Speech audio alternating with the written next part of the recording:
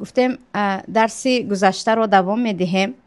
در درس تفسیر درباره سوره جن بود و گفتیم تا اینکه درباره جن ها معلوماتی کامل نداشته باشیم نمیتوانیم این سوره رو شروع کنیم و در زیاد از مسئله های مهم آن در درس گذشته گفتیم و گذشته و امروز هم دوام میدهیم درباره جن ها قصه های آمده، حدیث ها و آیت های آمده را و خواهران عزیز خیلی کمی پیشتر گفته گذاشتم مسئله ترس از جن و مسئله جن رو حتی بالاتر از الله دانستن و ترس آن رو اینقدر در قلب خود جای کردن که جن نمیماند نماز خواند، جن نمیماند شوهر کند، جن نمیماند زن گیرد، حتی جن نمیماند فرزنددار شود. این گونه سخنها در بین ما یا مردمی ما خیلی زیاد است و سبب اساسیش رو هم من میگویم در کم بودن معلومات نسبت جن است و این مخلوقی که از انسان قدرن پایان تر است تا این اندازه به یک مخلوق خیلی خیلی بزرگ تبدیل دادن این خودی ما هستیم. و درباره شیطان یا گفتیم جن های کافر که اینها لشکر شیطان می شوند و جنهای مسلمان مانند مایان مسلمان ها از پی عبادت و ترس پروردگار هستند که انشاءالله کمی بعد درباره‌شان می خوانیم.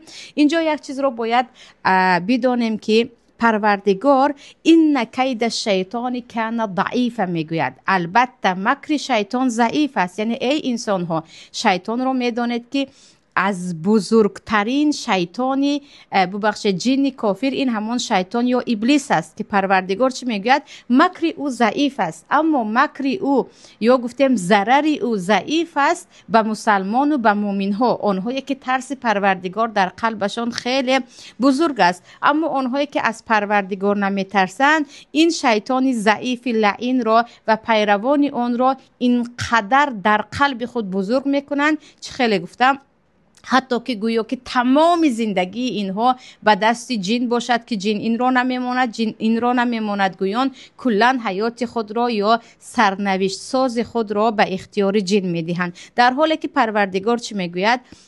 کید شیطان ضعیف است. ای مؤمنان این را بدانید، در برابر تو ای مؤمن که در قلبت محبت پروردگارت هست، ایمان به پروردگارت هست، شیطان در برابر تو خیلی ضعیف و بیچاره هست. نباید از جن و شیطان بترسی. و در آیت دیگر الله میگوید این عبادی لیس لک علیهم سلطان، تو ای شیطان تو نمیتوانی بالای بنده های من حکم فرمایی کنی. یعنی آنهایی که بنده حقیقی پروردگار هستند شیطان به آنها نمیتواند چیکار کند؟ مسلط باشد. شیطان نمیتواند به آنها سرداری کند. الله در دوامش میگه الا من اتبعک من الغاوین، مگر همان بنده های گمراهی که بنده های از الله دور شده که آنها تو را پیروی میکنند. پس اینجا شیطان بالای آنهایی که ایمانی ضعیف دارند یا اصلا ایمان ندارند میتواند چیکار کند؟ سرداری و سلطنت کند، اما بالای بنده های مؤمن او هیچ کاری کرده نمیتواند. و پیامبر صلی الله علیه و سلم میگویند همون گونه که یکی از شما از سرنخته یا ارغمچین حیوانی خود کشاله میکنید، شیطان خود را هم همین گونه رام کرده میتوانید. یعنی مؤمن قوی برابر شیطان خیلی قوی است و اصلا او را شیطان نمیتواند از راه بیراه کند مگر اینکه او تسلیم شود به شیطان و تسلیم شود به وسوسه های شیطان. و پیامبر صلی الله علیه و سلم در حدیث میگویند در مستدرک حاکم آمده است که میگویند خداوند همراه قاضی عادل است، یعنی پروردگار با سودیه های عادل همراه است. اما وقتی که آن قاضی ها جور کردن پروردگار از آنها تبرا میکند یا گفتیم پروردگار از آنها بیزاری میجوید و الزمه شیطان و شیطان همراه او میشود. پس از این حدیث ما میتوانیم بگیریم که شیطان بالای مؤمن هایی که گناهگار هستند و مؤمن هایی که از گناه نمی ترسن یا گفتیم تقوایشان ضعیف است میتواند چه خیلی باشد بالای آنها سرداری کند که دربارش کمی بعد قصه خیلی عجیب است. و گفتیم شیطان، پیروان شیطان، چی جنی کافر باشد چی جنهای ضرر رسان باشد، وقتی انسان ایمان قوی دارد حتی از آنها میگریزد که پیامبر صلی الله علیه و سلم چی میگویند؟ عمر از تو انس و جن میگریزند، یعنی هم انس و هم جن از تو میگریزند، یعنی انسان هایی که آنها هم پیروی شیطان میکنند. و در قرآن همیشه درباره خادم بودن یا گفتیم خدمتگار بودنی جن ها و بزرگترین جن ها به سلیمان هم قصه می آورد پروردگار که آن هم دلالت به آن میکند که وقتی که تو ایمان قوی داری، مثل یا گفتیم وقتی که پیامبر سلیمان پیامبر برگزیده پروردگار بود، پروردگار در زیر دست او تمام جن ها را خدمتگزار کرده بود. و جن ها گفتیم مخلوقی هستند، فقط آنها در اصل آفرینش از ما فرق میکنند و از دست آنها یگان معجزه نمی آید. این را باید بدانید که مانند اینکه پیامبرانی که بعضی از معجزه ها می آوردند که کسی آن را انجام داده نمی توانست، جن ها این قدرت را ندارند. ولی چه خیلی پیشتر گفتیم قدرتی در آسمان پرواز کردن و در زیر آب شنا کردن و در لحظه از این طرف دنیا به آن سوی دنیا رفتن را به آنها داده است. و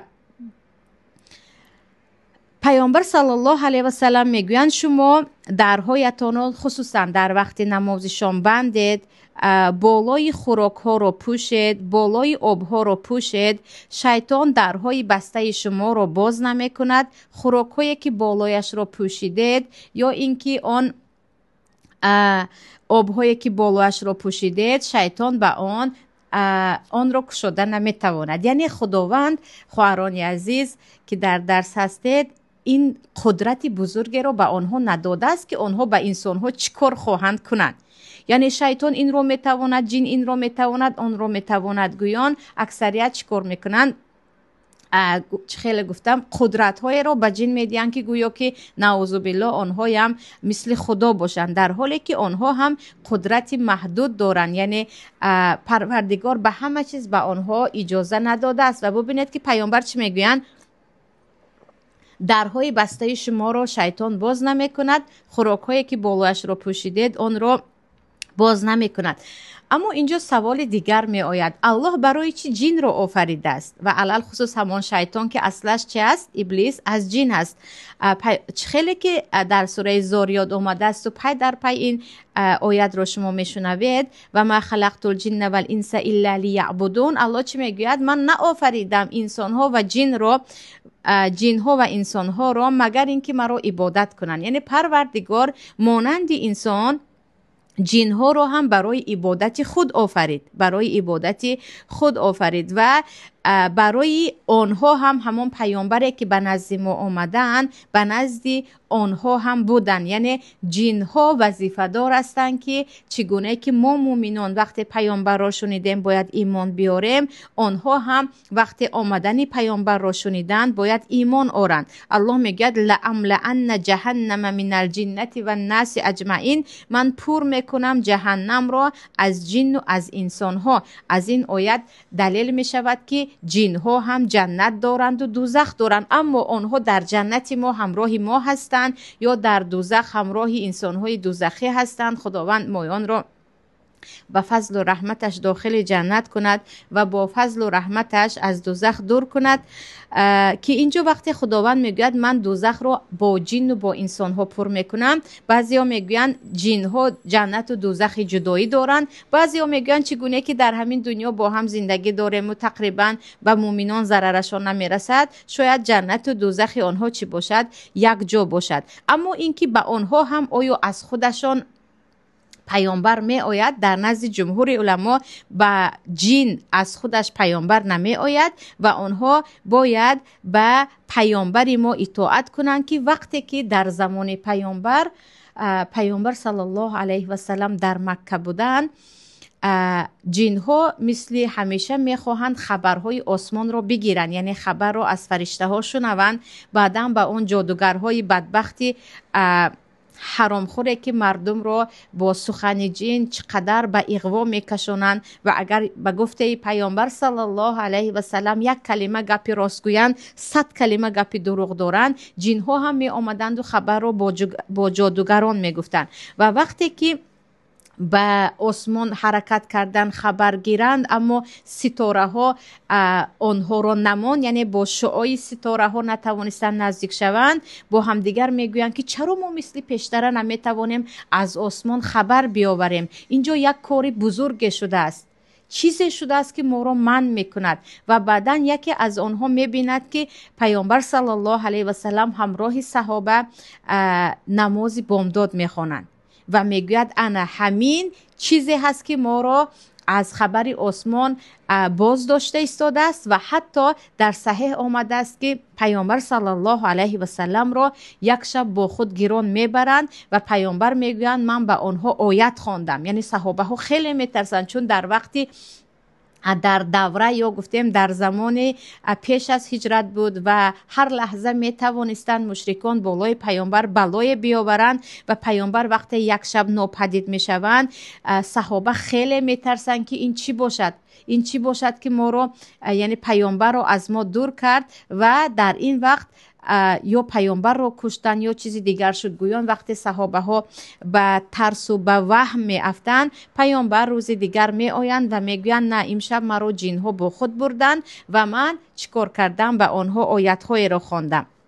و صحابه میگن ما همراه پیامبر رفتیم به جایی که پیامبر در آنجا به آنها موعظه کرده بودند و دیدیم که آثاری آتش های آنها را دیدیم، یعنی آنها چگونه در آنجا آتش افکندند و همراه پیامبر نشستند آن را دیدیم. اکنون ببینید که جین ها پیامبرشان از خودشان نیست و از کی است؟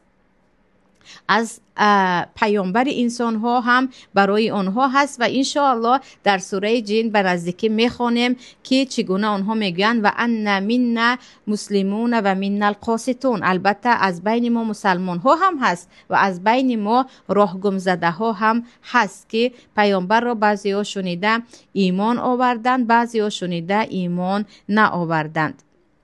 و درباره طبیعت شیطان گفتیم انسان‌های کافر از لشکران شیطان میشوند. چگونه که در دنیا هم یک گروه مسلمان و یک گروه در راه شیطان و در گمراهی هستند، جین ها هم گروه مسلمان هستند، گروه باشد در پی خدمت شیطان هستند. اما شیطان را همگی میشناسید که از اول او دشمنی با پدر من و شما با حضرت آدم داشت که او سبب شد که مایان در زمین زندگی خود را دوام دهیم، او سبب شد که حضرت آدم همراه همسرشان حوا به وسوسه او گوش دهند و پروردگار به خاطر آن گناه آنها را به زمین از جنت بالا به زمین فرستاد. اکنون بیاید ببینیم که هدف شیطان در این دنیا چی است. خیلی گفتیم دشمنی شیطان از همان دوره آفرینش حضرت آدم شروع می شود که از روی حسادت، از روی رشک و بدبینی، چرا به این همه سجده کردن حتی فرشته ها و چرا من به این سجده کنم، گویان با کبر و غرور چی کرده بود؟ از آن زمان دشمنی را شروع کرده بود و به پروردگار قسم خورده بود که به من تو مهلت بده، من تمامی فرزندان این را گمراه میکنم. باز خودش هم گفته بود الا عبادک منهم المخلصین، و جز بنده های مخلص تو را من نمیتوانم گمراه کنم. و هدف شیطان داخل کردن مسلمان ها به شرک و کفر است، یعنی او در نه تنها مسلمان ها، تمام انسان ها همیشه از پی به کفر داخل کردن انسان ها می شود و از هر راه، بعضا از راه بت پرستی، بعضا از راه هوا پرستی، بعضا ارواح پرستی، به هر راه داخل می شود تا اینکه مردم یا گفتیم انسان ها داخل شوند به شرک و این چونین البته هدف دیگری او واقع کردن مردم به گناه است و این چونین واقع کردن مردم در عبادت هایشان به گناه. یعنی چه خیلی که پیامبر صلی الله علیه و سلم میگویند شما وقتی به نماز شروع کردید خنزب شیطانی هست که میخواهد بیاید و بین شما و بین نمازتان بایستد و این خنزب مسئولیت دارد که چیکار کند؟ عبادت های ما را بیاید و فساد کند.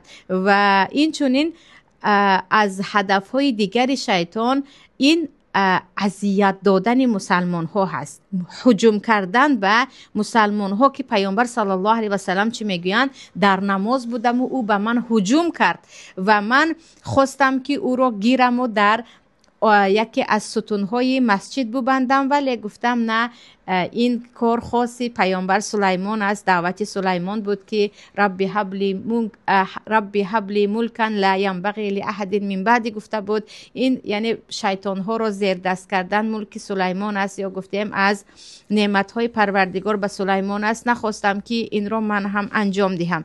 پس اذیت دادن یا گفتیم غم و درد را به یاد آوردن، اگر تواند حتی جنهای کافر داخل انسان ها شدن، در خواب در آمده بخوابد یا گفتیم در خوابت به نزدت آمده یکی درباره مردن مادرت یا درباره یگان مرده در عذاب بودن، اینها همش از چی هستند؟ از هدفهای جن و شیطان هستند، خصوصا در مسئله بیماری های نفسی یا بیماری های روانی که اکثریت بیماری های روانی که آنها یگان بیماری جسمی نیست از طرف شیطان و جن است و آنهایی که از جن از حد میترسن و آنهایی که چه خیلی گفتم پروردگار آن را ضعیف گفت و آن را خیلی قوی میکنن، تمام عمر از پی خانه به خانه مولا رفتن و از پی از این و از آن دعا پرسیدن است. به الله برگردید، به پروردگاری که صاحب همه این جن و شیطان است و یقین بدانید وقتی حمایتگری شما پروردگار است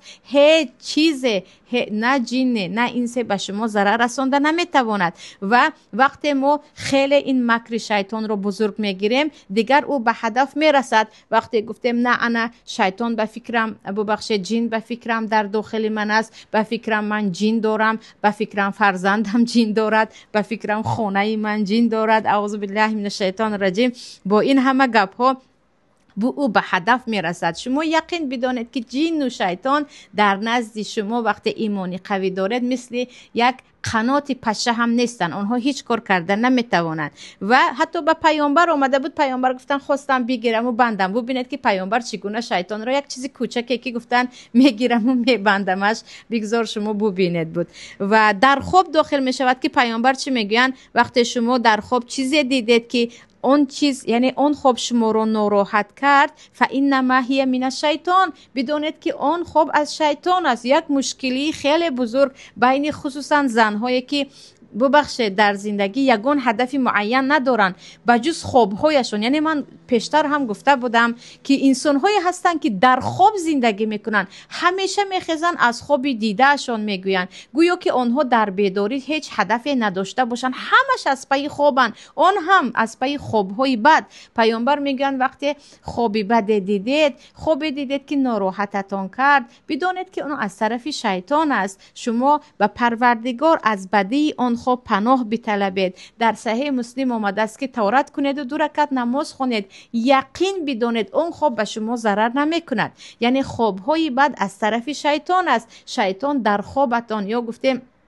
از راه خواب میتواند مؤمنان را بترسد.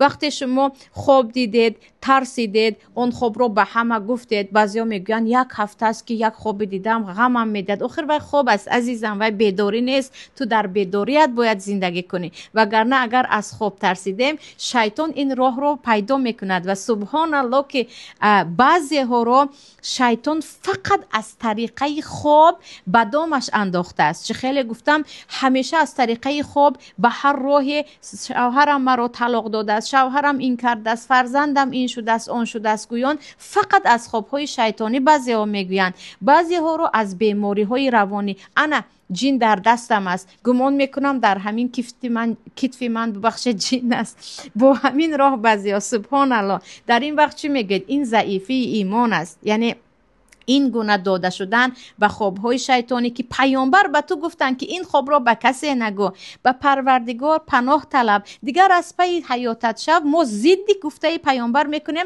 و چه خیلی گفتم گویا که حیاتمان خواب باشد فقط آن خواب را گفته میگردیم. و درباره بیماری ها هم گفتیم که بعضی ها حیاتشون فقط نزدیک کسی روم مرا خواند، به فکرم درمنجین است، به فکرم جادوگر مرا سحر کرده است، که جادوگر رو هم میدانید جادوگر با همکاری جین های کافر این کارو میکند. یعنی اینها هم با همین راه به دام جین ها میافتند. این چونین یکی از کارهای دیگری یا گفتیم ضررهای دیگری شیطان و پیروان شیطان، یکی گفتیم بیماری های روانی باشد که امروز خیلی زیاد شده است این بیماری و انسان به غم افتیدن و از غم خالی نشدن، مدام از گذشته ها فکر کردن که شیطان همیشه شما رو با حزن و با غم و اندوه و پریشانی به خود مشغول می سازد که شما نعمت های الله رو فراموش کنید. به هزار یک بیماری مردم گرفتار شده ایستادن. به خود آید این همش از طرف شیطان است. نعمت های الله رو باید زیاد به یاد آوریم، از پی عبادت ها شوید، نقشه به خود کشید که خدایا در این حیاتی که به من همچون نعمت داده ای و به زودی من از این مهمانسرا یا گفتیم دنیای دروزه می روم، من چند هدف هایم را انجام دهم که تا دست خالی به تو بر نگردم. به خواهرانی که همیشه از پی مرا به فکرم زنی دویومی شوهرم سحر کرد،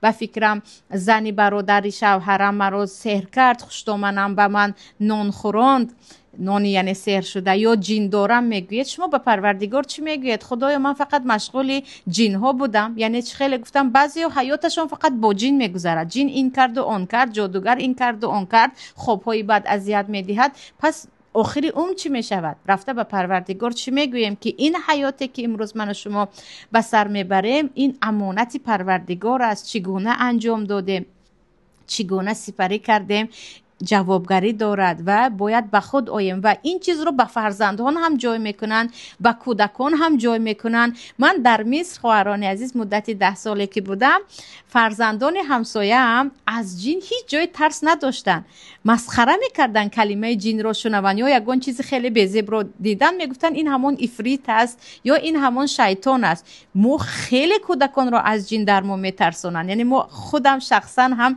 از خوردی با ترس جین که عجینه می آید، در مو که جین رو عجینه میگوین، عجینه اومد، عجینه اومده ایستاده است. گفتم ما کودکان رو هم میترسونیم. یعنی در کودک ها هم در قلب کودک هم این چیز را جای کنید، در قلب خودتان هم شما پروردگار دارید که تمام این جین ها زیر فرمان پروردگار است، با یک کن فیکون نصف میکند. خیلی گفتیم جین های کافر از عمر میگریخت، از شخصان مومن آنها میگریزد. نباید اینقدر این مخلوق را از خودش روانیم. یعنی خیلی یک چیزی بزرگ سازیم که پیشتر هم گفتم اگر شوخی آمیز هم بود، اینقدر از جین ترسیدیم که گویا همه جین های دنیا دارن به تاجیکستان میروند که این مردم از ما خیلی میترسن.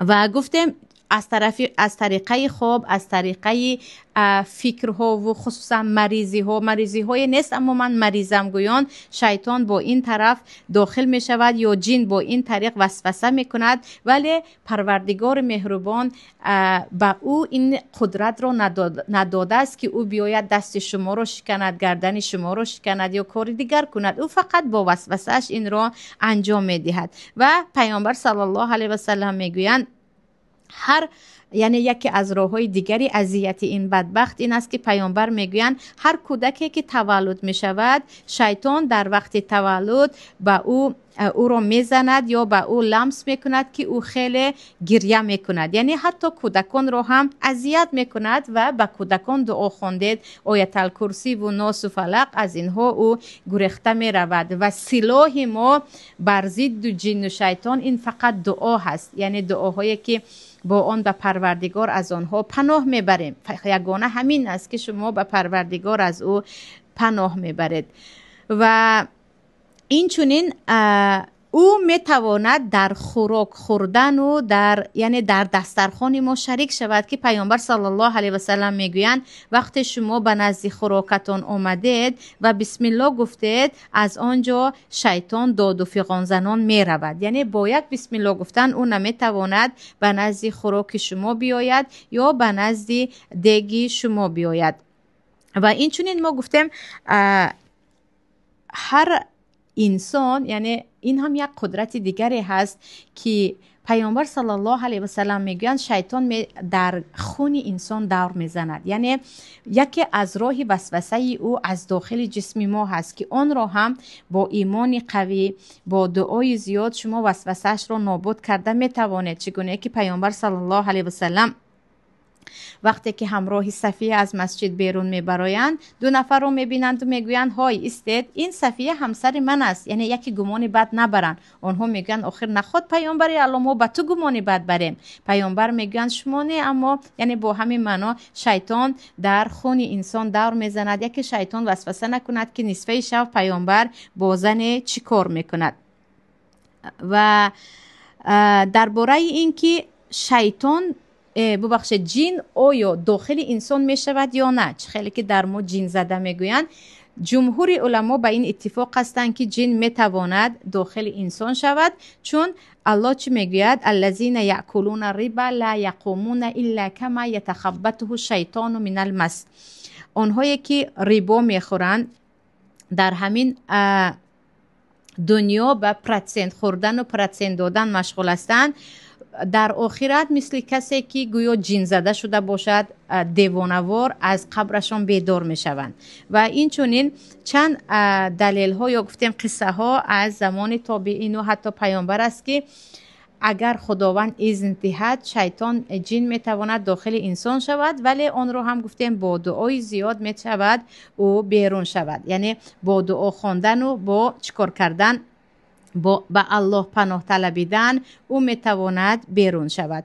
و گفتیم سردار تمام جنهای کافر این شیطان است که او عرشش یا گفتیم تخت شاهیش در بحر است و هر روز دیگر جنهای کافر که در خدمت او هستند یا گفتیم لشکر او هستند از کارهای کرده خود گزارش میدهند و آن لعنتی بالاترین مکافات را به همون کارگرش میدهد که او آن روز بین زن و شوهر جدایی افکند و به خود آید. آنهایی که در خانه زیاد با زن خود جنگ میکنید و زنهایی که زیاد راههای جنگ با شوهر را جویا میشوید، با تلفنش را کفت و کوب کردن، با سوالهای بیجا دادن، با غیر مورد از او طلب کردن چیزها، بدانید که این وسوسه همان شیطان لعین است، همان یکی از لشکرهای آن ابلیس است که او به خاطر مکافات گرفتن از آن شاهش یا گفتیم از آن رئیسش میخواهد بین شما تفریقه اندازد. هر طلاقی که میشود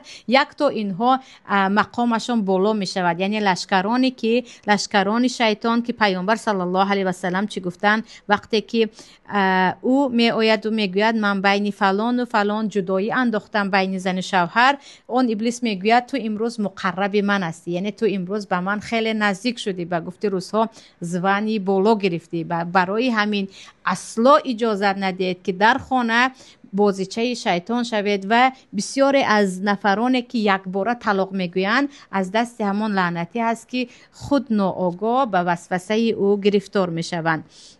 و گفتیم لشکرانش از جن هست. و عجیبش این است که پیامبر صلی الله علیه و سلم میگویند هر نفر شما، هر کسی که از شما هست او دو قرین دارد، یعنی دو چیزی به خود نزدیک دارد.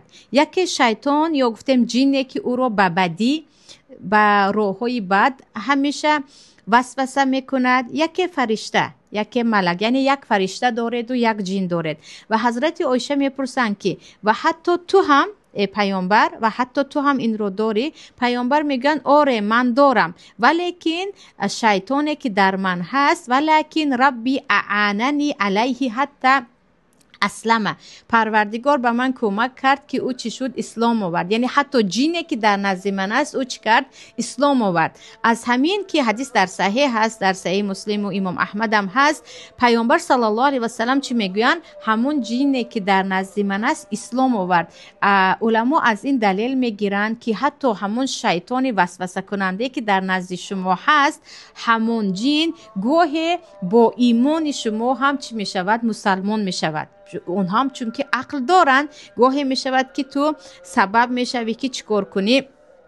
او رو داخل اسلام کنی. البته این معنای اون رو ندارد که با جن گپ زنید، برای اینکه بعضی ها همین گونه یعنی جن رو دعوت کردم. یک خواهر بود به نزدیکی میگوید من هر شب پیش از خوابم میگویم که مرا به بامداد بیدار کنی، یعنی مقصدش به جن میگویم. میگوید که این کارها تماما درست نیست، یعنی کارهای خطا است. و بیایید بگذاریم به اولیای جن از انسان ها. اینجا خواهران عزیز، پروردگار میگوید و من یتخذ الشیطان ولیا من دون الله فقد خسر خسرانا مبینا. هر کسی که شیطان را برای خود ولی کمک رسان انتخاب کرد به جای الله، در حقیقت او خسر خسرانا مبینا، زیانی بزرگ دیده است. و در آیت دیگر الله میگوید والذین کفروا اولیاءهم الطاغوت. آنهایی که کافر هستند اولیای آنها طاغوت است و طاغوت را چی میگویند؟ همان شیطان است. و از اینجا میتوانیم بگوییم که بعضی از انسان ها و در زمان حاضر متاسفانه اکثریت انسان ها اولیای شیطان هستند، یعنی ولی یا دوستان نزدیک شیطان هستند. برای چی؟ برای آنکه خیلی و خیلی کم است انسان هایی که در مجلس های رحمانی باشند، در مجلس های علمی باشند، برادرانی هستند که هر روز درس های دینی دارند. پروردگار حفظشان کند. از برادرای تاجیک خودم و از برادرای فارس زبان، از برادرهای روس، میبینید که مجلس آنها رود تا هزار رود. میبینید یک فاسق بدبخت است که مثلا از آن سراینده های ایران که صف آنها روز از روز زیاد از خداوند نابودشان کند، از سراینده های خود تاجیکستان، از سراینده های دیگر ازبک و چیزی دیگر، ازبکستان و روسیه و دیگر، میبینید که میلیون بیننده دارند.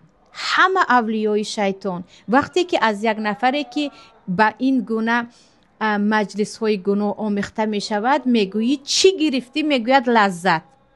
چگونه اون لذتی هست که در یک مجلس گناه از آن میگیری و در شکل آن بدبخت هیچ آثار لذت دیده نمی شود. یعنی خصوصا شخصان زیاد موسیقی گوش میکرده در چهرهشون تاریکی هست. نمیدونم همه این رو دیده یا نه، خیلی یک چهره عجیب و غریبی تاریک دارند. برعکس اونهایی که پیوسته در مجلس های خیر هستند میگن من از موسیقی دلگیرم، دلم سیاه می شود. میبینید یک چهره آرامی عجیب دارند که خداوند سیماهم فی وجوه من اثر سجود، گویا که در دنیا آن نورشان را به آنها داده است. و اکثریت گفتیم چی است؟